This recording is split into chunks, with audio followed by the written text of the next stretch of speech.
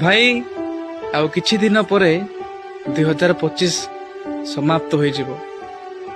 ତ ତା ପୂର୍ବରୁ 2025 ବର୍ଷରେ ଯାହାକୁ ବି ଆମମାନେ କଷ୍ଟ ଦେଇଛୁ, ମନରେ ଦୁଃଖ ଦେଇଛୁ, ଯନ୍ତ୍ରଣା ଦେଇଛୁ, ତ ସେମାନଙ୍କ କଥା ଭୁଲି ଯାଇକି ସେମାନଙ୍କୁ କ୍ଷମା କରିବା, ପୁଣି ସେମାନଙ୍କୁ ପ୍ରେମ କରିବା ଆରମ୍ଭ କରିବା ଭାଇ। କାହିଁକି ନା ଏ ମନୁଷ୍ୟ ଜୀବନ ଭାଇ ବହୁତ ଅଳ୍ପ।